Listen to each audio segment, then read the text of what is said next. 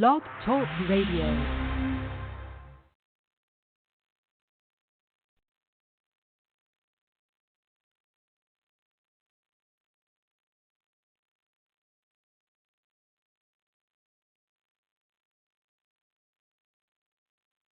Hello, and welcome to Shedding the Bitch Radio, where you can discuss, debate, and get advice on how to discover and shed the bitches of fear, insecurity, self-doubt, and negative mindsets so you can realize your dreams and life purpose and create and accelerate the riches you want in life. Join us here live every Tuesday at noon Eastern and dialogue with us at 818-572-2910. You can also chat with us at Blog Talk Radio /SheddingTheBitch. Or share your stories on our website at sheddingthebitch.com. Whatever the bitch is that's holding you back from living your life to the fullest, it's not worth giving up the riches in life that you deserve. So call in now and let Bernadette Boas know what's holding you back. 818-572-2910. Today is Ask Me Anything Day. So you have yours truly here to provide some tips, advice, sometimes tough love on whatever it is you might be dealing with within your career, business, or life. And we do have several questions, but if you have a question yourself or you have a challenge you're dealing with or you simply have a story and you want to share it with us, feel free to call in 1-818-572-2910. You can chat with us. So I have the chat room open. And you can go to blogtalkradio.com /Shedding the Bitch Radio and scroll down. You'll find the chat room there, and I'll keep an eye out for any of you who might go there. And at the same time, any time of the month, not just here on the first Tuesday of each month, you can post your question, story, or challenge on Facebook, on Twitter. You can send me an email at BernadetteBoas@SheddingTheBitch.com. You can go on to LinkedIn and send me a direct message there, which is where I get most of these questions that I bring here to the program. So however you need to reach out, just be sure you are. There's no reason for you to be sitting around with a question that you could be leveraging from an expert, myself and or any one of the guests and or resources that are in my network. If you have a question about anything, about a relationship, about your finances, about your business, about a situation at work, maybe with your boss, maybe with a colleague, whatever the case might be. Maybe there's something that you're dealing with that you don't want to talk to other people about, and you just need a safe place to come and share. You can either do it here on the program and stay anonymous, and you don't have to share your name or information, or you could do it via Facebook, Twitter, email, a phone call directly to me, and I'd be more than happy to ensure that you're getting the support that you need. All right? So we do have a number of questions that we'll be getting to in just a minute. Let's see. It is October, so at least those of you in the States, which is the majority of you, but I do have listeners all around the world, October 9th. Now, I'm thinking this is national, so but October 9th is the last day for you to register to vote, and we do have some midterm elections coming up in November. So if you've been, unless you've been living under a rock with all of the things going on in the world right now, whether it's political or non-political, whether it's in courtrooms or not, whether it's on social media, the Me Too movement, whatever the case might be, there's a lot going on. And if you want to have a voice in who's making decisions for you, then you definitely want to get out and vote. And to register to vote, many people are not, the majority of the people are not, then you have an opportunity to do so before October 9th. And then, of course, we need as many people out at the polls for those elections in November. So don't complain if you're not using your voice in some way, shape, or form. And if it's not voting, then do it in other ways. But that's my little public announcement for the day. We have some great guests coming up in the month of October. Some of them are even going to help us with the mood of Halloween that is upon us. And, of course, the Halloween candy and the costumes or whatever have been out in the stores for weeks now. But we're going to be kind of working our way through October and having some very, very interesting conversations. And the first one coming up next week is with an author, August Cruz. He has a book, Stalker, coming out, or recently out. And although it's fiction, it definitely speaks to reality about stalking and about just relationships and cues of engaging with other people and making sure that you're armed with advice and tips and cues that you could be ensured that you're following those red flags or following those things in your stomach that are telling you that there might be something up and not in your best interest. So he has a very interesting twist on how he's leveraged his book to share some really great practical advice and tips for you. So that'll be a very interesting conversation. And then we're going to talk to Terry Crooks. We're going to be speaking to her. And then Elliot Katz will round out October. And then we have one last guest we're firming up. It's going to be great. So stay tuned because that's on October 30th. We're finalizing that. So stay tuned for August Cruz, Terry Crook, and Elliot Katz right here on Shedding the Bitch Radio. All right, let me see what else. If you should be chatting with us, Facebooking with us, tweeting with us, or anywhere else, even on LinkedIn, you can use the hashtag for today's program as hashtag AskMeAnything or hashtag AskBernadette. And, of course, you can always use hashtag ShedTheBitch. All right, we have questions that are blending relationships, friendships with work situations. So we'll be talking about how to compete with a friend for the same job or opportunity and how to do that effectively without impacting your relationship. And then we're going to answer a question all around passive-aggressive behavior. Passive-aggressive, you got to love that when you come across that type of individual if that's not yourself. And if it's yourself, that's okay. We just want to help you kind of work through how you can confront difficult situations, difficult conversations, difficult relationships, very kind of upfront, very openly, directly, and yet respectfully and in a safe way that you're not feeling as if you need a safety net. And then we're going to talk about finances. And this is definitely one of those areas where I'll definitely be using both my business but my personal experiences. And I would, also be advising in regards to the real experts out there, the money experts out there that might be able to help you or this particular individual, but help you out as well when it comes to finances. Again, we should have time for other questions, other stories, other challenges that you might be having. So if so, go out onto Facebook, Twitter, call us directly, 1-818-572-2910.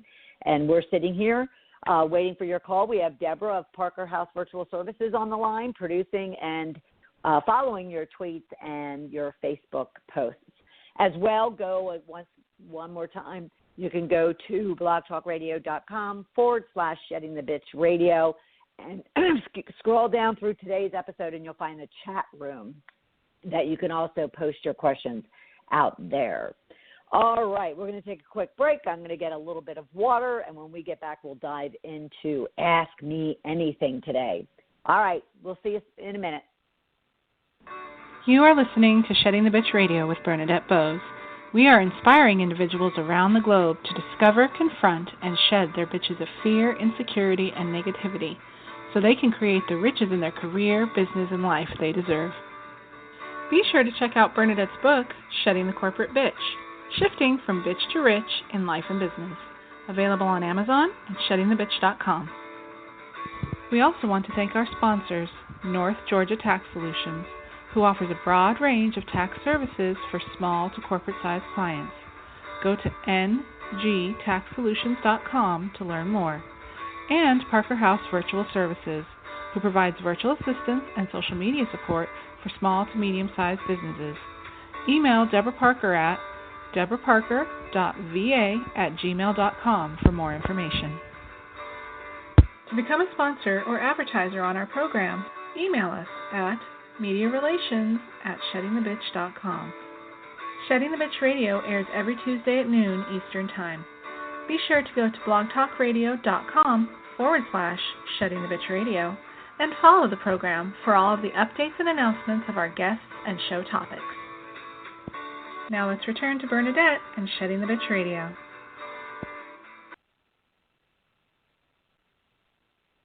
Welcome back, everyone. We are answering your questions. I'm providing you some tips and advice, sometimes tough love when it comes to any question, story, or challenge you might be having in your business, your career, or in your life. And our first question blends the two. It blends the fact that this is a friend and I work for the same pharmaceutical company and are up for the same promotion. I am already sensing some tension from her. How can I pursue this opportunity without jeopardizing our friendship? Now, this is not an uncommon situation, especially if you do have even a close friend that you already knew before maybe you got that job, or maybe she or he came on to your employer after you were already friends. Or it could be just that you built a relationship and a friendship together at your employer, and you're both on a similar track. You both have similar goals and ambitions, and that is all good and beautiful things. And you would think and hope that you support each other and you'd be happy for each other when it comes to one advancing or one getting a promotion, but a bonus or a raise or new project assigned to them. But in a lot of cases, it could become one, not necessarily of competitiveness as much as just,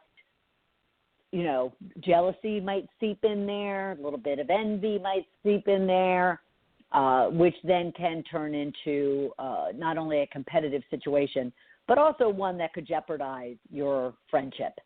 And you really don't want that, at least if you, and my first tip would be, if you truly are friends, and if you are truly caring about maintaining that friendship and that relationship, despite how far one may go over the other, then you definitely want to be sure that you kind of tapped in to where you're at in that situation, in this particular situation. And obviously this individual, this woman, she's tapping into it and assessing it and recognizing it now. That in this case, though, she's saying that she's sensing some tension from her friend. But my first thing that I said to her is, I said, how about you? How are you feeling about it? And, what have you assessed or tapped into as far as what if she got the promotion? So my first recommendation to anyone when it comes to a situation like that is to first, not necessarily judge that your friend or someone else is appearing tense or coming off differently or maybe acting or treating you differently, but what are you bringing to the table? How are you behaving? How are you responding to this? Because no one could deny that if you and a friend learn of a job opportunity, both of you apply for it, or maybe someone, suggested that you apply for something, and you go running to your friend to share that information, and then they respond saying, oh, wow, I am applying, or I was suggested to apply for that opportunity as well. No one could deny that there could be a twinge of, let's call it jealousy, let's call it maybe feeling threatened regarding that situation. Some people might even feel a little bit what would the term I'm looking for be, slighted, that, if anybody knew that these two people were friends and yet they proposed that both of these individuals apply for the same job. Whatever the situation might be, whatever the emotion might be, we call them, sometimes we call the negative ones bitches here in the Shedding the Bitch community. You one, should not beat yourself up if you had that emotion felt on your part. At the same time, my second suggestion to this individual is they shouldn't quiet or they shouldn't smother their excitement about this opportunity just because you might be sensing tension from your friend. If you are truly friends, then you should be happy for one another, and you should be able to express your own individual happiness, same time the happiness for that other person. So don't quiet your excitement over the opportunity, but definitely ask yourself how you're truly feeling about it, because it might be unfair for you to say that you're feeling tension from the other person. It could be that you're sensing tension because you're even feeling something that might come off as jealousy or feeling threatened or not so secure in your ability to have this opportunity and get that promotion. So do both of those things first, because that will help you then determine, okay, so then how do I engage and collaborate? And even, the word confront is often perceived as a negative word, but it's not. It's simply being upfront about something, and you're confronting it and not kind of avoiding it. And we're going to have a question regarding passive-aggressive behavior, and that type of person would do that as opposed to being very open, very supportive, and even forthright regarding your interest in the job, and at the same time being happy if your friend were to get the job. So let's back up to that for a moment. So we first talked about asking yourself how you're truly feeling, so you at least are honest and aware of that. You're not going to want to quiet your excitement. You should be able to be all excited and inquiring to other people, including your friend, about the opportunity, about the position, about the role, about the department and the new boss, whatever the case might be. At the same time, you also want to be open, supportive, and engaging, and even forthright about your friend's opportunity for this position, and excitement about if your friend were to get that position and that promotion. So the two of you should welcome a sit-down conversation in regards to it, and in regards to all aspects of it. Now, some people are comfortable with staying very, what I'll call technical about things. They'll keep it to black and white. They'll keep it to about the job, about the role, about the boss, about the department, about the company.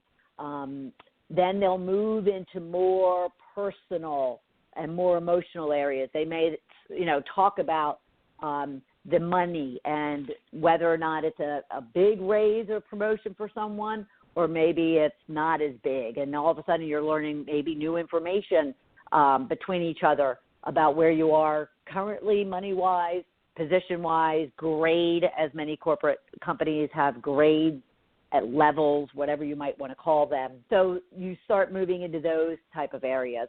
But at the same time, you also want to express, hopefully you're feeling it, you want to express how excited you are for yourself and for your friend. And then the next area you will want to move into is to then be upfront and forthright about how the other person feels if you should get the job, and honestly discuss how you're going to feel if that individual gets the job. You might even move into discussing if this role, if this new position becomes managerial over that individual, so now your friend becomes your boss or you become your friend's boss, and have that conversation. And be sure that if it is a true friendship, that you are as direct and open, transparent, and honest with each other as possible. Because then you can kind of air all of those things, all the excitement, but also all the concern, or maybe it is a little envy. There's nothing wrong with acknowledging that you'll be jealous, or you'll be. Envy is a little, moving to the dark side of jealousy. And maybe, that you do feel threatened, or maybe just the fact that the other person's resume, is a lot deeper, is a lot richer, and is a lot more suitable to that promotion, that opportunity than yours, and vice versa. So if you are friends, I would just ask a lot of questions of each other. And if that other person's not engaging, or if that other person is not, choosing to be just as open and collaborative with you, then you be the better person and you ask the questions and you engage that individual. But at the same time, being very direct and forthright to make sure that this individual, knows that you're looking to, respect and protect your friendship. And the only way that you're going to be able to do that is if both of you are honest with each other in regards to how this could play out and what it would look like, in that new situation, in that new norm, so to speak. So I would suggest after, asking yourself about how you're feeling, not quieting or smothering your own excitement, but expressing it and expressing the excitement that you have for your friend, being open, supportive, and forthright regarding a conversation about the opportunity, and yet moving into those kind of emotional areas to ensure that your friendship is respected and protected, and asking a lot of questions around it. You don't want to make statements. And we'll certainly get into this when it comes to talking about the passive-aggressive behavior. You don't want to make statements. You also don't want to ask questions that could simply get a yes or a no, or a shrug of the shoulders, or a roll of the eyes. You're looking to engage, collaborate, and communicate with one another, both physically. It'll be physical, it'll be emotional, and it'll be, verbal in words. And yet, you hope that it could even be in writing with social media nowadays.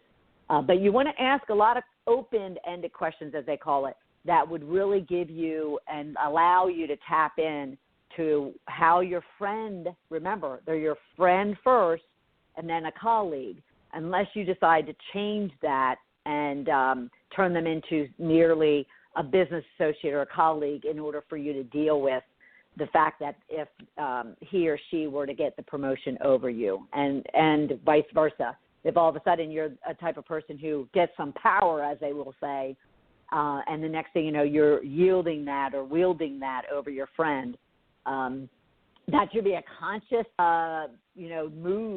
move or a conscious decision that you make. You certainly don't want to ruin a friendship because you then start behaving in a passive-aggressive manner. But we'll get into that in just a second. And when you ask those questions, those open-ended questions, this is key in purely communication, which is what we all do each and every day, and yet fall way short of effectively communicating. And what I mean by that is, as you're speaking and engaging and collaborating with someone, to communicate, you need to ask those questions, and then you need to shut up and you need to listen. And that's probably one of the biggest mistakes we all make, whether it is at home or at work or in our community, is we all want to know a lot. We all want to be involved in a lot. We just don't necessarily want to take the time and appreciate kind of those factors that are impacting us. So a lot of times we just talk, and we don't ask and engage, shut up and listen so we fully understand, in this case, how our friend might be feeling or thinking or wanting. And there could be something behind that so-called tension this individual perceived, and without asking and then shutting up and listening, you're just going to draw your own conclusions and perceptions and judgments, and you're not going to have the real take on things. You want the real take. If this is a friendship, you want to respect that friendship, and you want to be sure that you're giving them the space and the safe environment and the friendship in order to be open and honest with you about whatever it is that he or she might be feeling. Now, I want to kind of close out this conversation about this so-called competitive nature between friends because it can be done very effectively, very productively, and very successfully to where there's, no impact. We can probably all come up with a situation where we've known somebody, maybe it's not a deep friendship, but it's somebody that, we kind of hung with or we, got along with at work, and, they were advanced or you were advanced, you got a promotion or a raise, maybe they did. I mean, this is a very common situation, and it just depends on how we face it and how we engage with it as to whether or not the friendship is maintained the way it is or it changes and or goes away. So that now, what I wanted to close out with by saying is this: how we respond. So, for instance, if this individual begins to avoid or begins to be tense herself and or doesn't even address it or confront it or engage in it or collaborate and makes it very technical, very sterile, very all about the job, there's an underlying degree of insecurity, of envy, of jealousy, of those negative bitches speaking volumes.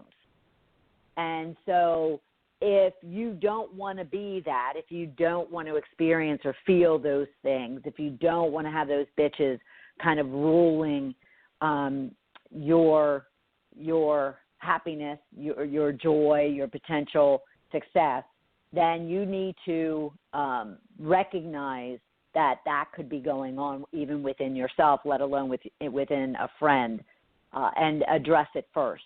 Because all of that speaks to anytime you are feeling a little pinch of jealousy or envy or insecurity or doubt or feeling threatened, it's telling you something about yourself, not about that other person, but about yourself. So you just simply want to take time to reflect on it, be aware of it, address it, and then you can shift from it in however manner that you care to. All right. So hopefully that will benefit anyone that might be dealing with that type of situation. And it's not even just at work. It could even be at home. It could be within your own home. A lot of times a main situation or scenario could be the fact that maybe the wife starts making more money than the husband. And the husband's feeling threatened, or that's what the woman's concluding. And yet, if she asked these open-ended questions and really tried to wanted to understand how her partner is feeling, then she would want to respect that relationship and start engaging, collaborating, communicating.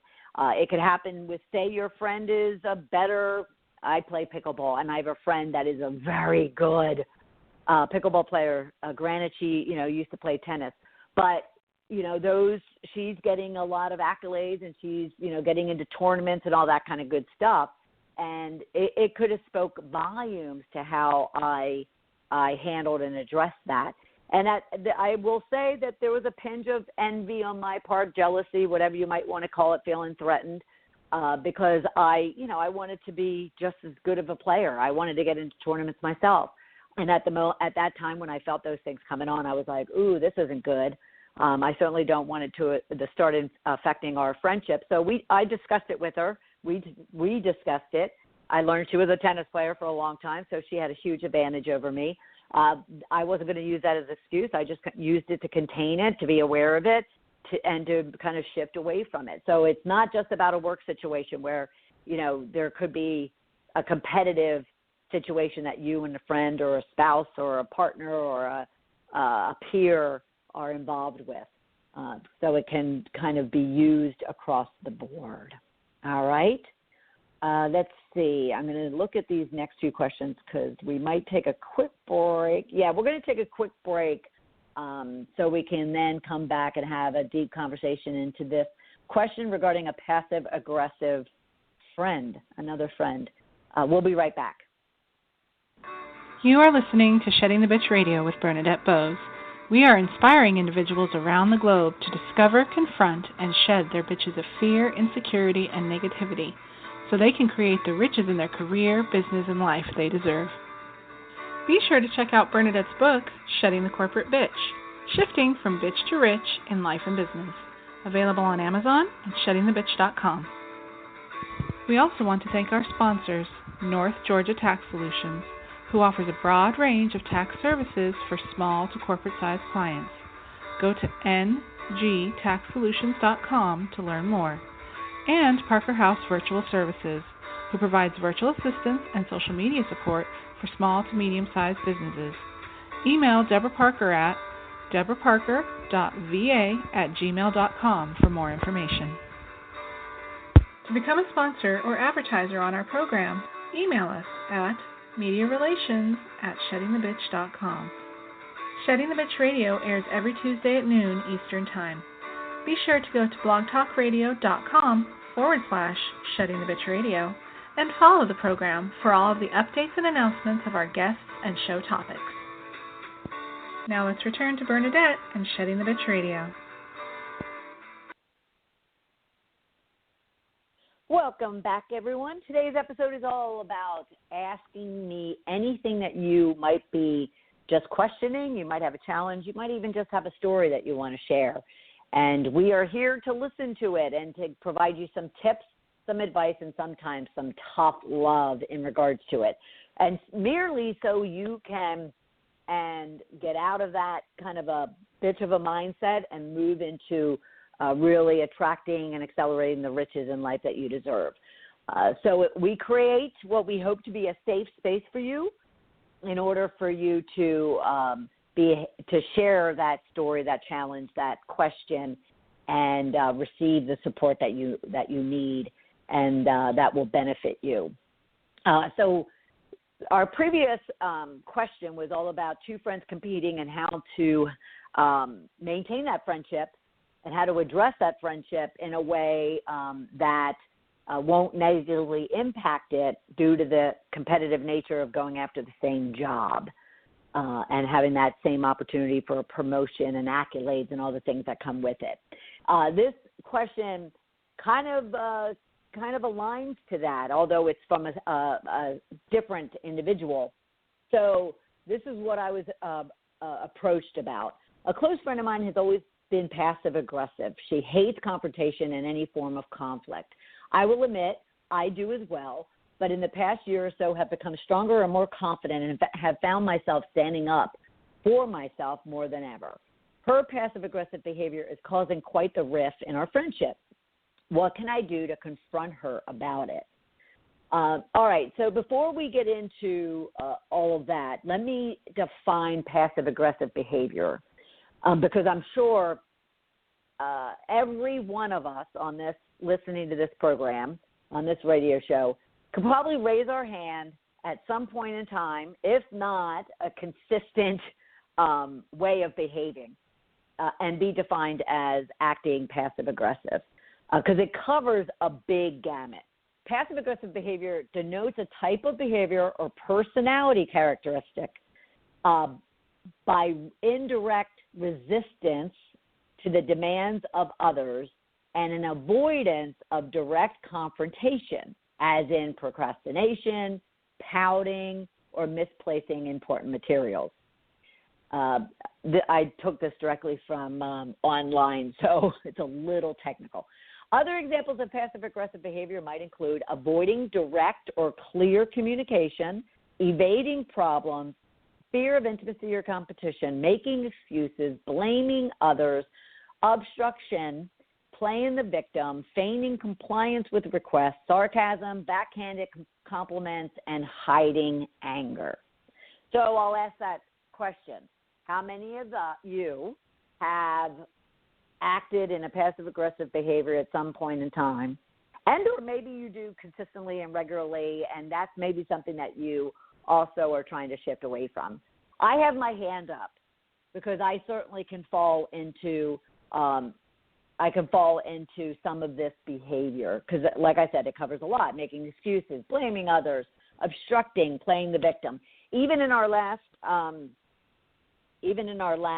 question about two friends competing for the same job, and one's acting a little bit tense toward their friendship in regards to this opportunity presented to them.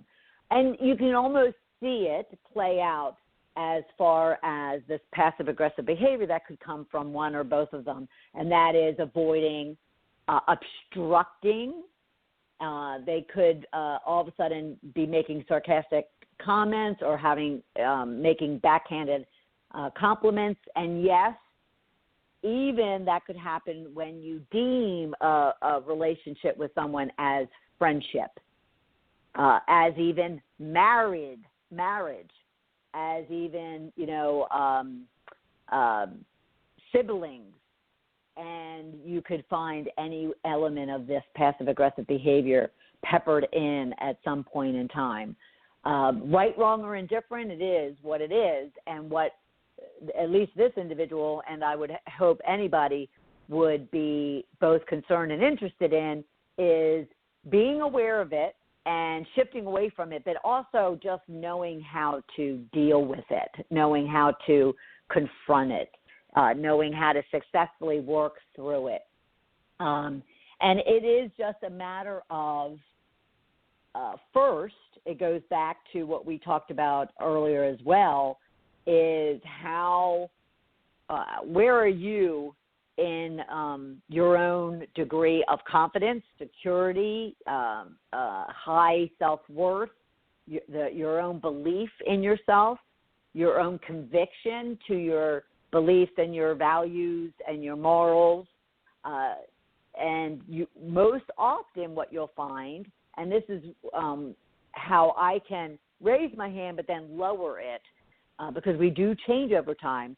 And I could say that I acted in this passive-aggressive behavior myself for many decades. And over the past decade has shifted severely and greatly away from it, just merely because of getting to know who I really am, what I really want, what I don't want, having a really strong degree of security and confidence in myself, and really getting to a point, quite honestly, ladies and gentlemen, but ladies, it is also getting to a point where you really don't care about what other people think of you, and all you want is happiness, not only for yourself but for other people. So a degree of selflessness, starts playing into your maturity, to your confidence, to your security, to that high self-worth, to where you're happy if someone's doing, not doing better than you, or has better opportunities presented to them, or is wealthier than you are. You're happy for them because it's not about you. It's about them. And unless they are throwing their wealth or their success or whatever in your face, you could still manage and handle and address that in a very secure, confident, mature, and respectful way.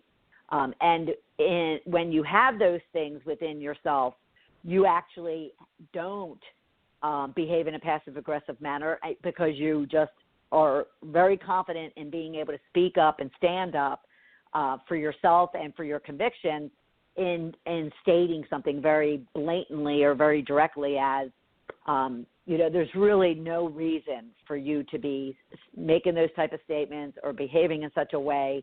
I'm very happy for you. I'm just in a different place, and that's okay. That's okay. That's all right with me.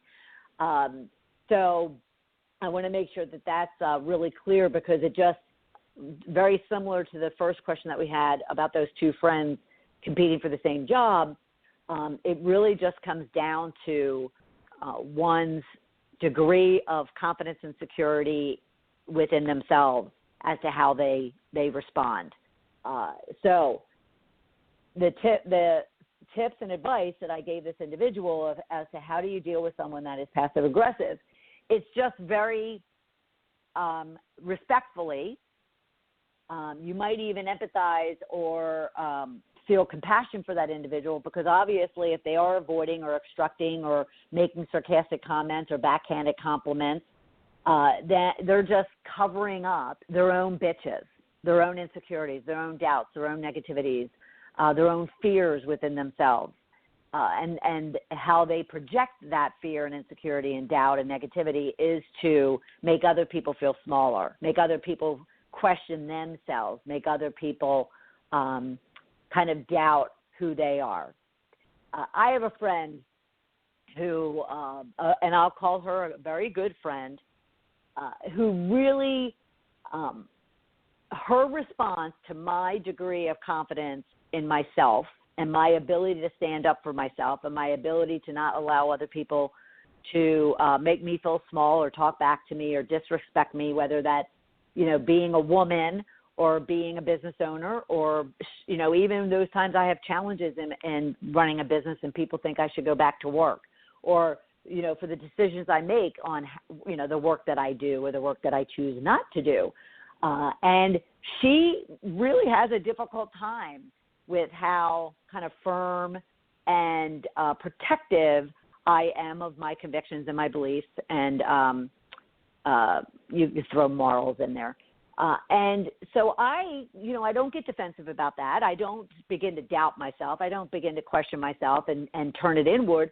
I simply just kind of act empathetic and toward her as to the fact that obviously she's struggling with some degree of insecurity or doubt within herself, that she just can't come to accept that somebody could be very secure and confident and okay with where they are, even though from a measuring stick perspective, whether it's money or position or power, they may, that friend who's secure and confident may not be in the same status quo, so to speak, as that other person, but that's okay. And that is me directly, is I've given and sacrificed a great deal from since I left corporate, and in order to follow and pursue my goals and my dreams, I've made amount of sacrifices and compromises. And some people just don't get it. Some people just don't understand it. And I kind of moved away from being something and someone that I used to be, that other people would respect and admire and envy, actually. And I, moved into just really being myself and really just being okay with much, I don't want to call it less because I hate those negative words, but it's less than what I used to have if you, again, quantified or measured materialistically what my old life looked like compared to what my current life is. And this particular friend just has a, really difficult time understanding and believing in that. And kind of it just, reeks and is projected from her on a regular basis. And it's just something that, like this person asking this question about how to deal with passive-aggressive people, what I told her was, you have to appreciate, understand, be compassionate and empathize with that individual, and yet be direct and upfront. That if there's a behavior or there's something being avoided or there's those backhanded compliments or sarcasm, that you just respectfully address it with them. Either have a conversation, formal conversation, sit down and say, look, give them examples, be very articulate, very specific. You have to be very detailed and factual. It can't be a lot of hypotheticals. So when something happens, I always tell somebody that if something happens with someone who's passive-aggressive or even a bully or whatever the case might be, you have to address it when it happens. And you have to use that situation as the evidence, as the fact, as very technical, almost very, legal, so to speak, because you want to be sure that they understand what that situation was, what they brought into that situation, how you then responded and perceived that situation, and how it impacted you, in most cases negatively, although you might not have allowed it to change who you are or allowed it to seep in and really, wreak havoc on yourself. But that individual, the more specific and detailed and immediate you can be addressing it, you can be sure that they have to become aware of their contribution to whatever it is that you're sharing with them as to what your response to it was, how it impacted you, how you found it to be maybe cruel or unnecessary, or something that just merely that other person might be dealing with, but you're projecting it onto me. You have to address it head on, quickly, with facts, and respect, with a great deal of respect. Because again, whether friend or foe, you just want to maintain the kindness. You just want to maintain the heart. You just want to maintain the goodness of who you are. You don't want to, the minute anybody were to confront that in a very attacking or a very defensive way, you're stooping down to their level and acting maybe not in a passive-aggressive way, but you're no better and handling it in a no better off way than that individual who's being passive-aggressive toward you. Let's see if I had anything else to add to that. No. But passive-aggressive, like I said, I think every one of us can avoid, can get defensive, can evade problems, can play the victim at times. And all I would ask you to do is when you sense that you're doing those things, like I'll avoid problems. I can be very head-on about things, but there could be a situation or two that I just say, I'll take care of it tomorrow, as opposed to deal with it today. And then all of a sudden I'll catch myself and I'll be like, no. I mean, you have to practice what you preach, and you have to live the way you have, kind of made your convictions around. So I'll all of a sudden catch myself. And that's what this is all about. On any of these questions that you ask me about, especially when it comes to your own being, it's really just being aware and catching yourself and being conscious of deciding to either address it or to avoid it, quite honestly. And all I'm asking is try not to avoid it. Try not to get defensive about it. Try not to make excuses around it or play the victim. Choose to just own it, because it's so empowering when you own it, regardless of the outcome. And we're going to actually it's segueing very nice into our next question regarding money. Talk about a way that a place and a situation and a part of life that people become very passive-aggressive in, and that's money. So let's do that so we make sure that we have time to cover it. Let's go right into it. So this was short and sweet. Let's see. Hold on a minute. No matter how hard I try, I cannot get ahead financially. What ideas or tips do you have for getting control of my monies? Now, I actually giggled and got really excited about this question only because, as I had mentioned earlier, this was something that I had to address and confront and get answers to for myself. So my responses are going to be very much based on personal experience, as opposed to I would never call myself a money expert or a financial advisor. And one of my first suggestions will be that you seek out someone from that expertise level. But I will share with you what I have found in my own experiences and what's worked. And therefore, you can leverage, and a lot of my own experiences then came from experts that I sought out and that I engaged. So it's a win-win for everybody. So no matter how hard I try, I can't get ahead financially. What ideas or tips that you have? Now, I don't know about you, but you've probably read, listened, or watched books and television shows and YouTube videos and white papers and e-books and you name it, and you haven't been able to get any of it to work for you. And if that's the case, that's when I would definitely have that suggestion of seeking out an expert. Financial advisor, there's financial coaches out there, there's money consultants out there. And you need to understand and kind of evaluate for yourself, to what degree is it?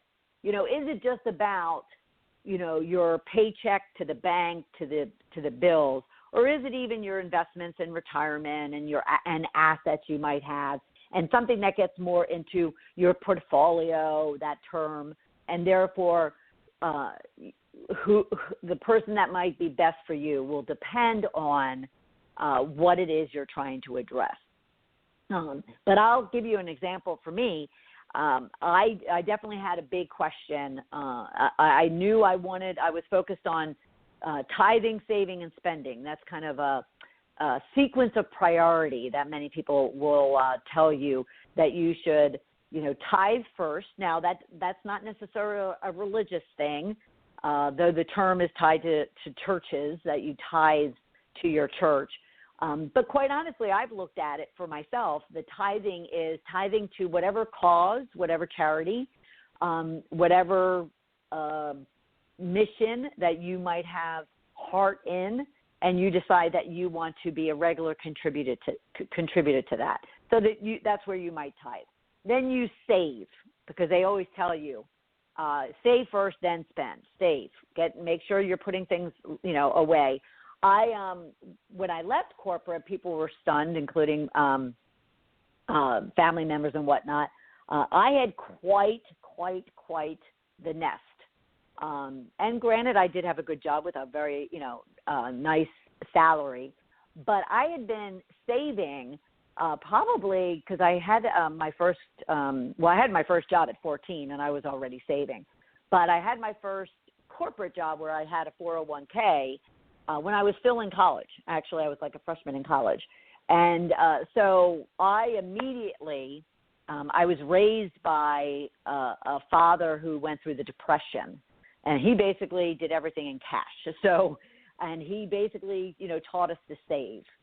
He wasn't very instrumental in kind of monitoring that, ensuring that we're doing it, but there was a lot of conversation around it.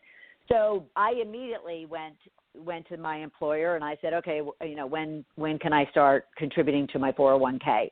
So I had been saving since I was, 18. And so that was kind of natural for me, was to always save first and then spend. But you get into, I leave corporate, you get into life, you get into putting everything on the line for following your dreams.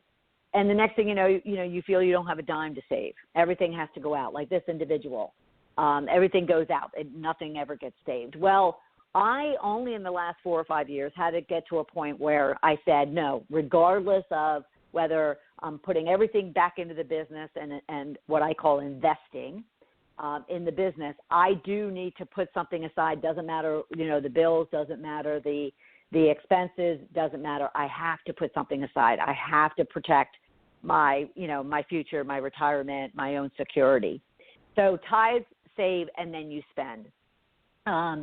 And so I was, kind of going through that 4 or 5 years ago.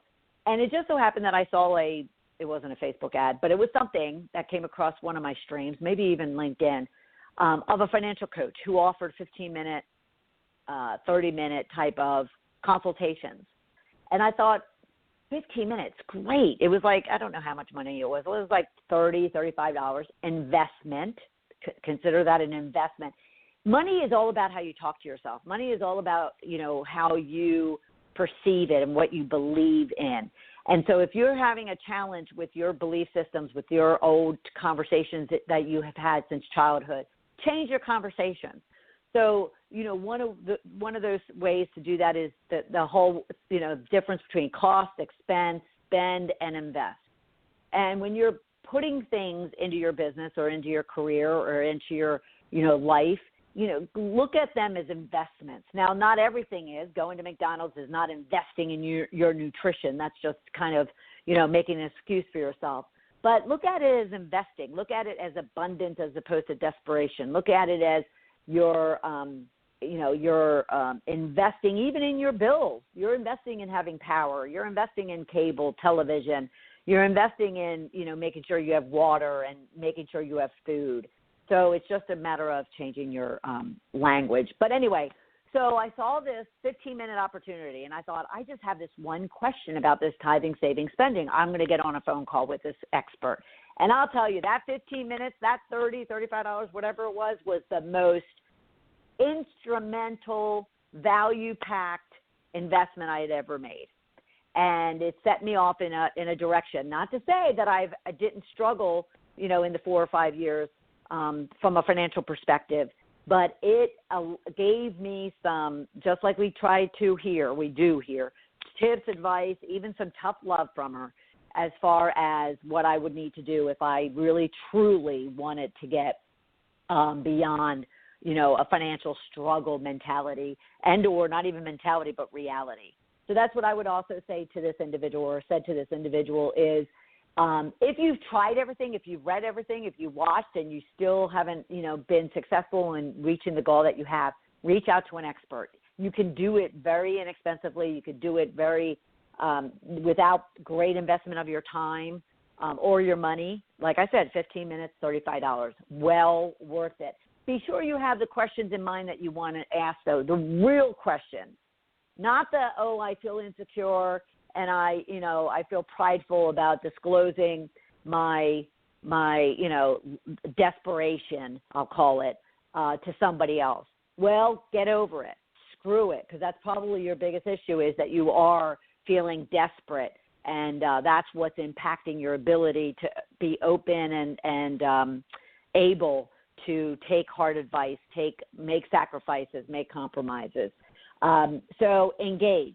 If you've read, listened, watched, but haven't implemented any of the tips or strategies, maybe you rolled your eyes at it, maybe you said, no, it's too hard, maybe you didn't want to sit down and track your expenses, on a daily basis, well, then stop making excuses and just do it. Give yourself 7 days to try one or three things, pick one or three things, work at them, try them for 7 days. It's not a lifetime, it's 7 days, and see where you're at the end of the week.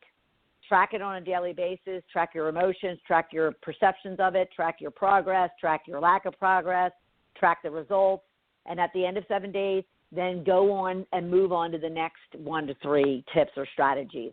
But, just don't throw your hands up and say, nothing works, all this is bogus. There's a lot of money and very successful money people out there who will prove you wrong in that regard. Now, I want to get something in because I just noticed the time. This was another thing that this financial coach had given me several years ago, and I still use it today. When I find myself loosey-goosey when it comes to the abundance and the financial stability I want to have. So this is what I do. I'll track every day, and I track in writing. I don't track on apps. I track in my handwriting what I'm spending, where I'm investing, what I'm tithing. And my first thing is, if I track every day, if I track on a particular day, I bonus myself $5. I give myself $5 a day for when I actually spent 15 minutes or an hour, whatever it is, on my monies, on my finances, on my budget, on my savings, and I actually bonus myself $5. And then the next thing I do is, if I spent money on McDonald's or going and having a beer or something useless, I pay myself back at the end of the week. I keep track of those things, and I pay myself back. So now I'm getting a bonus, and I'm paying myself back for the things that I should not have spent it on. Now, I don't pay myself back for things I invested in that have ROI attached to them. I just pay myself back on those things that were kind of careless or useless or not necessary.